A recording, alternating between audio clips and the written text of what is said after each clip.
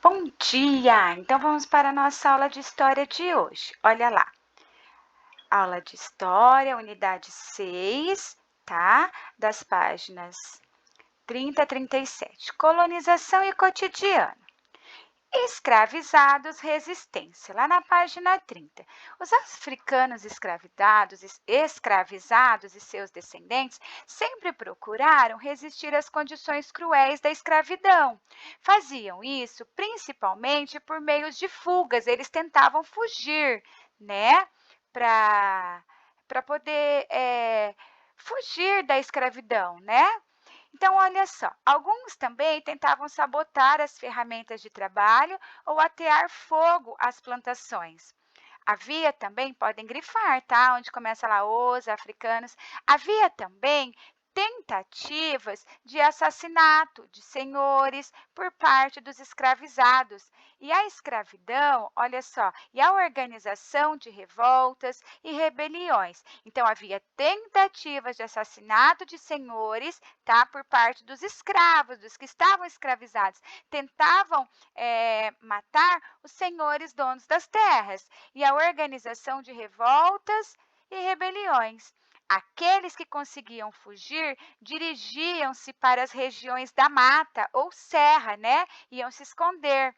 Muitas vezes passavam a viver nas comunidades conhecidas como quilombos. Olha só, nos quilombos havia centenas ou milhares de escravizados fugidos.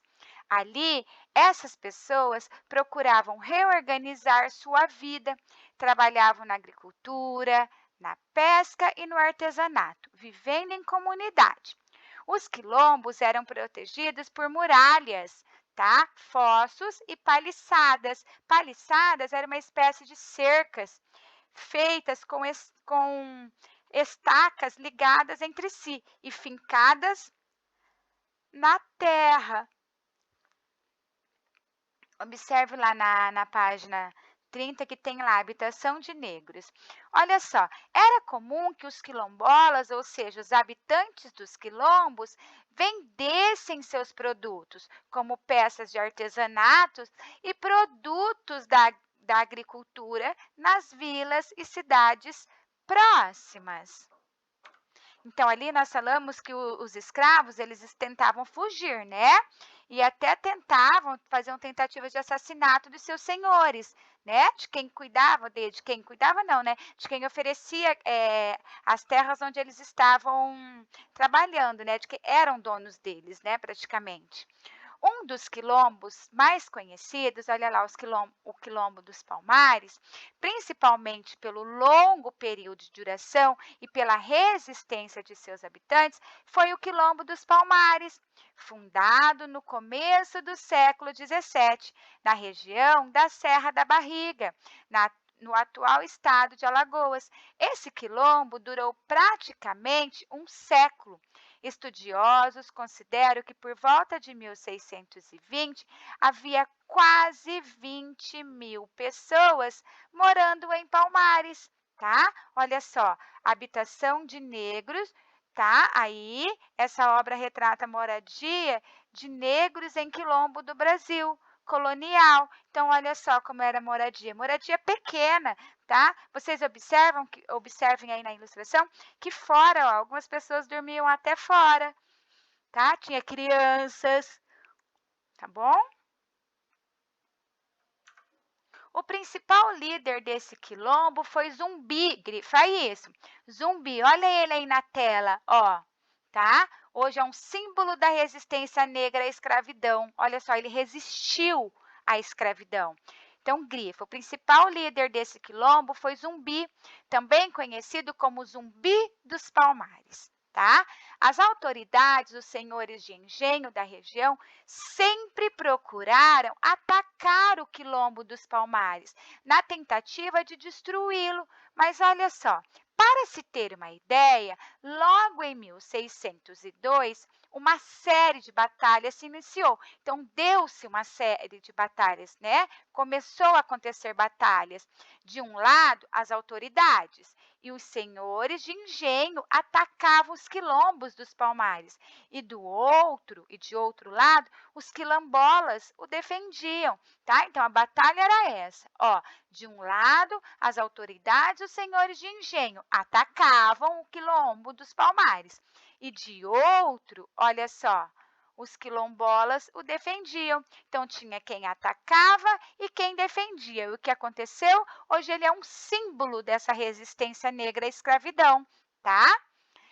Essas batalhas se dividiram entre várias fases e duraram muito tempo, com intervalos de conflitos e de paz. Na verdade, elas só terminaram em 1695, com a destruição final do Quilombo e com a morte de Zumbi. Então, quando terminou, tá? Só em 1695. Ó, iniciou em 1602 e teve fim em 1695, com a destruição final do Quilombo e com a morte de Zumbi, tá? Esse que está aí na tela. Aí, ó, Zumbi, na página 31, tá bom? Olha aí. Então, teve uma batalha de um lado, os que defendiam, que eram as autoridades, os senhores de engenho, e de outro lado, os quilombolas, né, as autoridades, os senhores de engenho, atacavam ele, né? E de outros quilombolas o defendiam ele, tá bom? E ele foi um símbolo de resistência, porque ele resistiu à escravidão.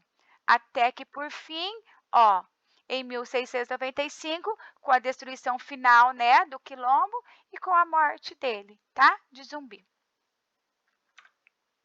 No jogo rápido, na página 31, assinale a alternativa correta.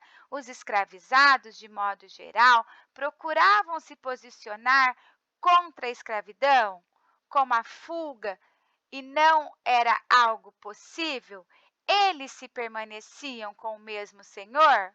Eles sempre permaneciam com o mesmo Senhor? Muitos homens e mulheres escravizados tentavam lutar contra a escravidão de diversas maneiras. Organizavam revoltas, fugiam, formavam quilombos e até mesmo sabotavam as ferramentas usadas no trabalho. Não houve casos de quilombos bem-sucedidos, pois, com o passar do tempo, todos foram invadidos e destruídos pelas autoridades de Portugal. Então, qual será a alternativa correta aqui? Olha lá, muitos homens e mulheres escravizados tentavam lutar contra a escravidão de diversas maneiras. Organizavam revoltas, fugiam, né? Formavam quilombos e até mesmo sabotavam as ferramentas usadas nos trabalhos. Quando a prof leu lá, que eles tentavam sabotar as ferramentas, colocar fogos na matas, né? Tentavam fugir, tá bom? Hora da leitura, que vai ser tarefa. Olha lá, produção no Quilombo dos Palmares. Para saber mais sobre as atividades econômicas dos habitantes de Palmares, leia o texto a seguir. Tinham criações de animais como galinhas, patos e porcos. Seus habitantes produziam cerâmica e outros objetos com barro. Palmares tinha sua própria metalurgia, fabricavam-se lanças, flechas, facões, foices, enxadas e outros artefatos. Olha, tudo armas, né? Ferramentas. O conhecimento da metalurgia era proveniente de algumas sociedades africanas, tá? A produção econômica dos palmaristas não era somente destinada à subsistência de sua numerosa população. Com os excedentes, os palmaristas realizavam trocas mercantis com moradores das localidades próximas. Levavam farinha de mandioca, vinho de palma, manteiga e outros produtos, obtendo em troca armas de fogo, pólvora, tecidos, sal e ferramentas, tá? Esse texto é de autoria de Flávio Gomes Palmares, Escravidão e Liberdade no Atlântico Sul.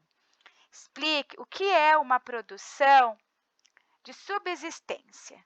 Se necessário, faça uma pequena pesquisa em dicionário e na internet. Registre suas descobertas. Subsistência já está falando que é algo para você sobreviver, né? Para sua sobrevivência, né? Subsistência. Então, vamos lá. 2. Por que a produção de Quilombo dos Palmares não era somente de subsistência? Tá?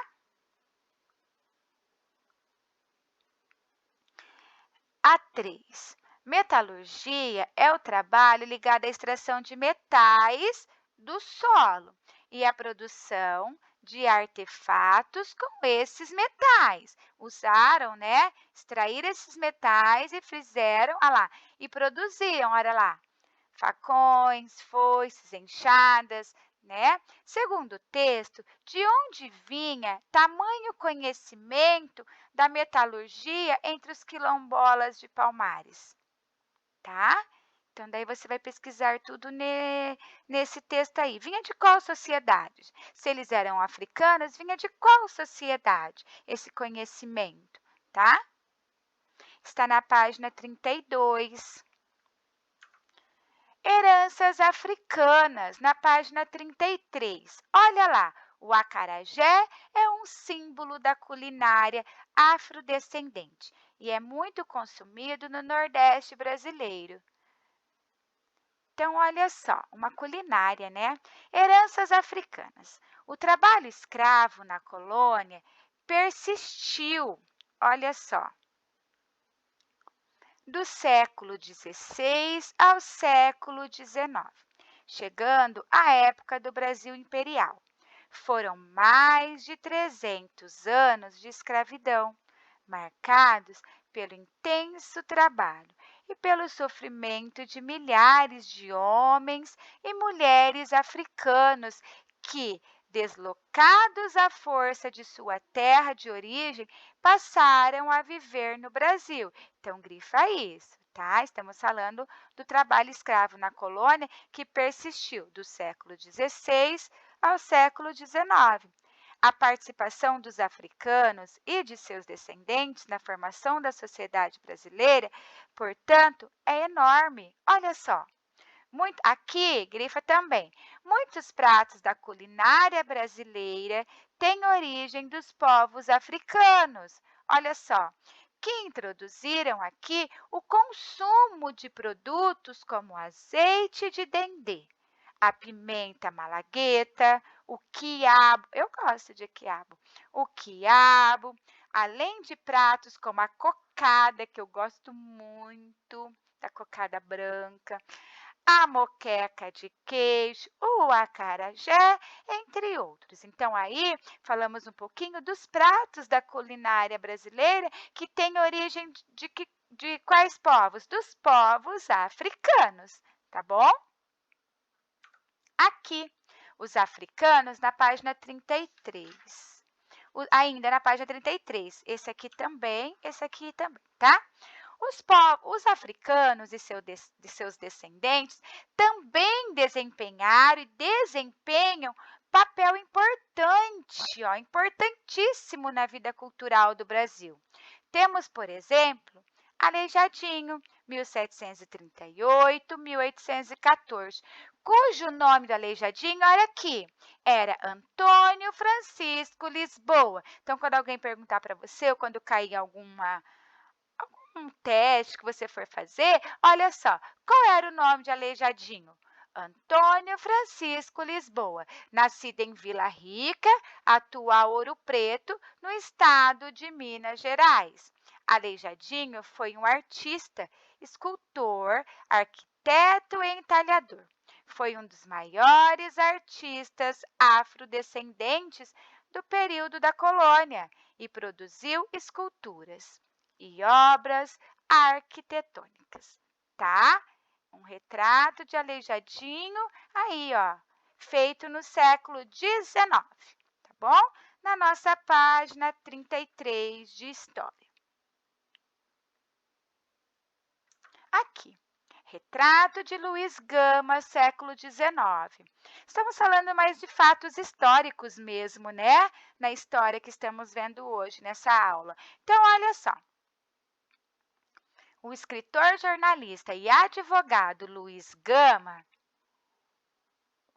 de 1830 a 1882, foi um dos intelectuais negros mais importantes do Brasil no século XIX. Então, grifa, tá? Luiz Gama foi um dos intelectuais negros mais importantes do Brasil no século XIX. Olha só, ele era filho de uma mulher que havia sido escravizada. Gama chegou a ser vendido pelo pai escravo. Olha isso! O pai vendeu ele como escravo, mas com o tempo conseguiu a liberdade. Estudou direito e dedicou sua vida a trabalhar pela liberdade dos escravizados. Olha só a história dele, que interessante. O pai dele vendeu ele para, como escravo e ele conseguiu a liberdade. Conseguindo a liberdade, o que que ele fez? Ele estudou direito e dedicou a sua vida a quê? A trabalhar, a defender pela liberdade dos escravizados, que um dia ele foi. Olha só, né? A literatura produzida no Brasil também é marcada pela presença de afrodescendentes. Os escritores Lima Barreto, 1881, 1922, e Machado de Assis, da literatura, lá, ó, literatura produzida no Brasil. De Machado de Assis, 1839 e 1808, por exemplo, têm origem negra e produziram obras marcantes para a formação cultural do país.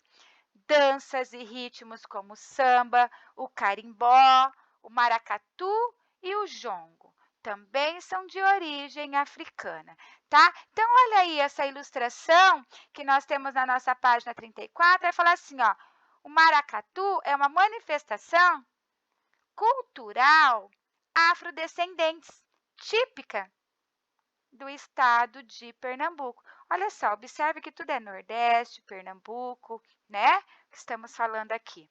Ficou curioso? O livro Cordel África, de César Obeid, apresenta poemas e textos que falam sobre a escravidão e sobre a presença africana na cultura, no trabalho e na formação do Brasil, tá? Olha o colorido, olha as franjas, né? Então, maracatu é uma manifestação cultural afrodescendente típica do estado de Pernambuco. E aqui em cima falamos de Luiz Gama, né? Aqui, quilombos hoje, ontem e hoje. Como já vimos, os quilombolas eram os habitantes dos quilombos do passado, ou seja, aqueles organizados pelos escravizados entre os séculos 16 e 19. Grifa.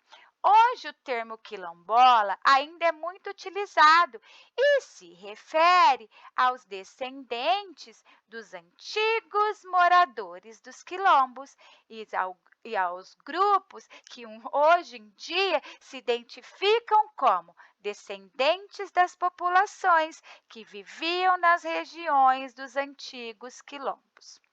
As comunidades quilombolas de hoje, portanto, procuram preservar suas raízes e suas histórias, tentam manter a história deles, tá? A comunidade quilombolas. Os quilombolas, olha, de hoje, grifem, vivem em suas comunidades produzindo, trabalhando e comercializando, quando possível, os frutos de seu trabalho. Então, os quilombolas, eles tentam manter até hoje, preservar suas raízes, a sua história, tá bom? Trabalhando, comercializando, né? Com os frutos do trabalho deles. o 20 de novembro. A morte de Zumbi dos Palmares ocorreu no dia 20 de novembro de 1695, tá? Está na página 35 e na página 34, 34 e 35. Atualmente, hoje, né? Atualmente é quando falamos no hoje. Essa data tornou-se um feriado em algumas cidades, dedicado ao Dia da Consciência Negra. Nesse feriado, os municípios que escolheram aderir às comemorações realizam algumas festividades ligadas à cultura afrodescendente em nosso país, tá? Daí, olha aí, temos essa imagem na página 35, que vai falar assim: praticamente todas as comunidades quilombolas nos dias de hoje têm escolas, olha só, para que as crianças e os jovens que vivem ali possam estudar. Na imagem, alunos assistem à aula na escola de uma comunidade quilombola, chamada Comunidade das 11 Negras, no Engenho Trapiche, próximo de Recife, no estado de Pernambuco. Tá bom? Então, é isso aí. Página 35, nós temos esse textinho lá e esse jogo rápido. Então, vamos lá. A participação, conectando com a língua portuguesa. A participação dos povos africanos na formação da sociedade brasileira é intensa, é forte, é algo forte, algo intenso. De modo semelhante que ocorre com os povos indígenas, os povos africanos constroem a cultura brasileira, deixando uma herança cultural para as gerações futuras. Tá? Então, constrói uma cultura e deixa para as gerações que ali estão vindo, né? A língua portuguesa recebe diretamente essa participação, que aparece na forma como a falamos em nosso dia a dia. Para saber mais sobre esse tema, leia o texto a seguir. As línguas africanas, especialmente o quimbundo, ou idioma dos ambundos, o kikongo, ou língua dos congos, o umbundo, ou idioma dos ovimbuntos, ai, difícil, e o iorubá, marcaram profundamente não só o vocabulário do português do Brasil, mas também a construção de frases e a fonética, nossa fala, ou a maneira de como pronunciamos as palavras, né? O som.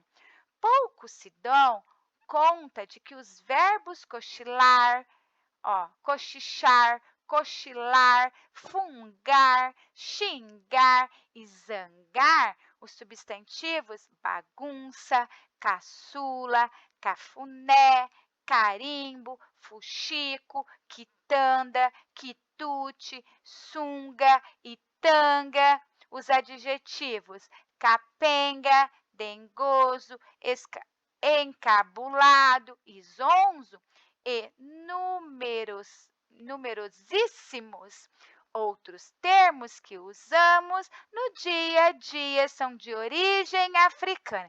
Então, todas essas palavrinhas aqui, origem africanas. Quitanda, quitute, sunga, tanga, caçula, bagunça, tá bom? Então, é um texto de Alberto da Costa Silva, A África explicada aos meus filhos. Jogo rápido. Segundo o texto, que línguas africanas se misturaram à língua portuguesa, trazida pelos portugueses e criaram o português falado no Brasil? Diversas línguas africanas influenciaram o português falado no Brasil, como o quimbundo, vocês devem estar rindo, né? O quimbundo, o kikongo, o umbundo e o iorubá. Tá? Escreve direitinho aí, hein, esses nomes. Tá? Vamos lá, então.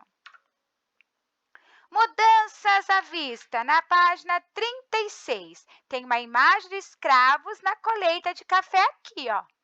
mudanças à vista. Na unidade anterior, conhecemos diversos aspectos do tráfico de escravos. Descobrimos que, entre os séculos 16 e 19, homens e mulheres eram capturados em algumas regiões da África e trazidos na condição de escravos para diversas regiões do continente africano. Porém, com o tempo, o tráfico de escravos chegaria ao fim.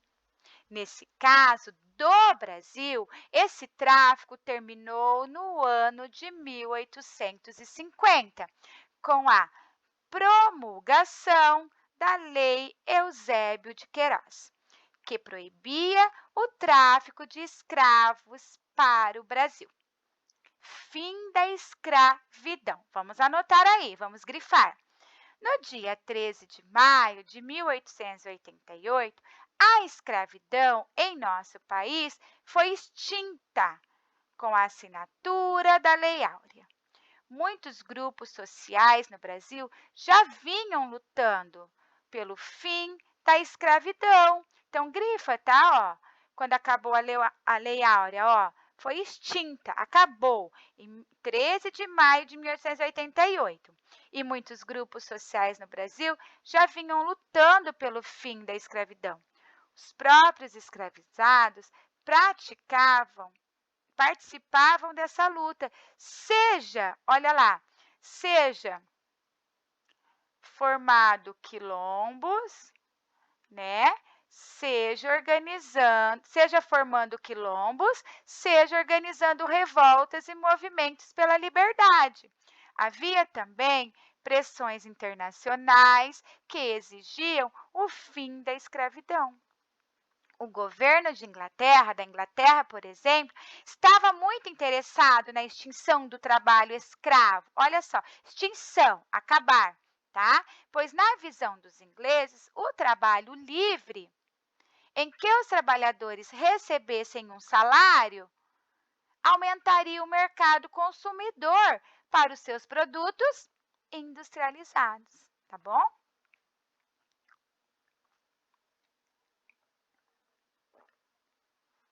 Então, olha aí, o governo da Inglaterra estava muito interessado pela extinção do trabalho escravo. Por quê? Porque daí aumentaria aqui, ó, né? O trabalho livre, em que os trabalhadores recebessem um salário, aumentaria o mercado consumidor, para as pessoas consumirem, para seus produtos industrializados, tá? Continuando aqui, ó.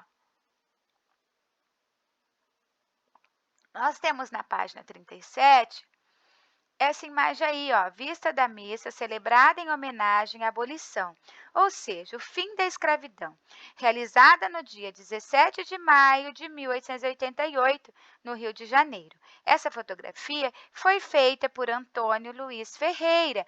Olha só. Nas cidades brasileiras, especialmente os chamados abolicionistas, também defendiam o fim da escravidão e a liberdade para todos. Vamos aprender aqui. E quem eram os abolicionistas? Grifem.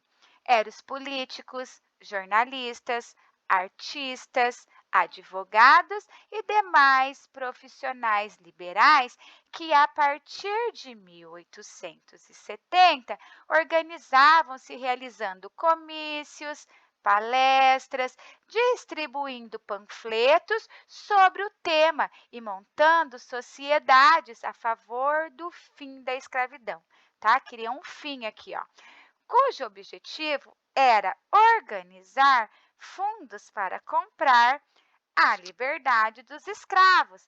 Luiz Gama, que recebeu, ó, que conheceu, que você conheceu, né? Que nós conhecemos lá. Lembra que o pai que vendeu ele como escravo? Que você conheceu nas páginas anteriores, José do Patrocínio, André Rebouças e Chiquinha Gonzaga foram alguns dos abolicionistas brasileiros de maior destaque. Então, grifa aí, tá? Os abolicionistas de maior destaque.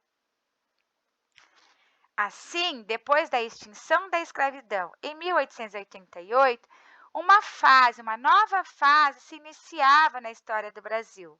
Olha aqui. Depois da extinção, em 1888, aconteceu uma nova fase na história do Brasil. Grifa aí qual foi a fase. O dinheiro antes investido no tráfico de escravos passou a ser investido agora em novas indústrias, que pouco a pouco foram instaladas no país. O Brasil, a partir de então, não tinha mais escravidão, mas havia muitos ex-escravos que, agora livres, passaram a sair dos engenhos e das fazendas. E a quê? A migrar em direção às cidades, em busca de empregos e de melhores condições de vida, tá? Acaba-se a escravidão, favorece o quê? A indústria e as pessoas começam a migrar para onde? Para as cidades, em busca de empregos e de melhores condições de vida, tá bom? Então, aqui, o jogo rápido da página 37. Complete as lacunas com os termos corretos. A abolição da escravidão no Brasil ocorreu no dia 13 de maio de 1888. Porém, antes disso, os próprios escravizados procuravam o quê? Se organizar pela liberdade, né? Nas cidades. O que aconteceu? Acabou a escravidão, eles tinham que se organizar para a cidade, ir em busca de quê? De novos empregos, né? Principalmente os abolicionistas, tá? Também se organizavam para defender o fim do trabalho escravo, porque daí ia gerar indústria, ia gerar empregos, né? Ia gerar o quê? Dinheiro, né? Produção em dinheiro, produções econômicas, fatores econômicos, né? Para gerar sempre lucros. Então, vamos lá. Você vai responder as questões, né, nas páginas 32, 38 e 39, tá? Que vai fazer a tarefa. Então, essa foi a nossa aula de ciências e qualquer dúvida, a prof. está à disposição. Como foram bastante fatos históricos que aprendemos, a vida dos quilombos aí, do quilombola, né? Falamos do Luiz Gama, dá mais uma relida em todo esse conteúdo aí, tá bom? Qualquer dúvida, a prof. está à disposição. Beijos, beijos. Tchau, tchau.